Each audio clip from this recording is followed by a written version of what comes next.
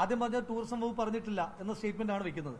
അതിനുശേഷം അതിനുവേണ്ടി ചെലവഴിച്ച തുക എത്രയും അതിന്റെ ഹെഡ് ഓഫ് അക്കൗണ്ട് ടൂറിസം വകുപ്പാണ് എന്നല്ലേ പിന്നീട് വന്ന വാർത്തകൾ മനസ്സിലാക്കുന്നത്. അപ്പൊ അങ്ങനെയാണെങ്കിൽ എന്തിനാണ് കള്ളം പറഞ്ഞതെന്നാണ് ആദ്യം പറയുന്നത്. എന്തിനാണ് ആദ്യം കള്ളം പറഞ്ഞത്?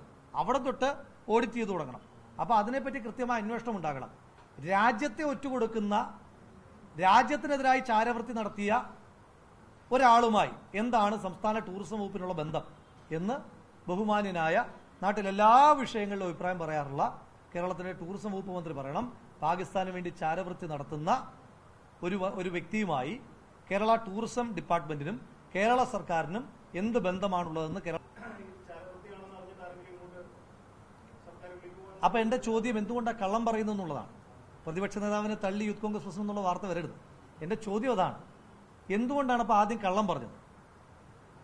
ഇപ്പൊ അങ്ങ് പറഞ്ഞ മറുപടി നല്ല മറുപടിയാണ്, അത് പറഞ്ഞാൽ മതിയായിരുന്നു. ചാരവൃത്തിയിൽ ഏർപ്പെടുന്ന ആളാണോ എന്ന് മുൻകൂട്ടി അറിഞ്ഞിട്ടല്ല വിളിക്കുന്നത് എന്ന് പറയാം. പക്ഷേ ഞങ്ങൾ അറിഞ്ഞിട്ടില്ല, ടൂറിസം വകുപ്പിന് ഇതിന് ബന്ധമില്ല എന്ന ആദ്യ സ്റ്റേറ്റ്മെന്റ് എന്തിനാണ്? അപ്പോൾ ഈ വിഷയം വന്നതിന് ശേഷമെങ്കിലും ടൂറിസം വകുപ്പ് ശ്രദ്ധിച്ചിട്ടുണ്ടാകുമല്ലോ.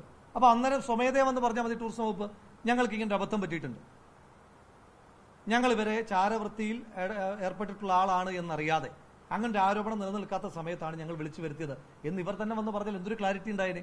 ഇത് അതുണ്ടായില്ല എന്ന് മാത്രമല്ല, ആദ്യം ചോദ്യം വന്നു കഴിഞ്ഞപ്പോൾ ഞങ്ങൾക്ക് ഇതുമായിട്ട് ബന്ധമില്ല, ഞങ്ങൾ പണം ചെലവഴിച്ചിട്ടില്ല എന്ന് പറഞ്ഞു.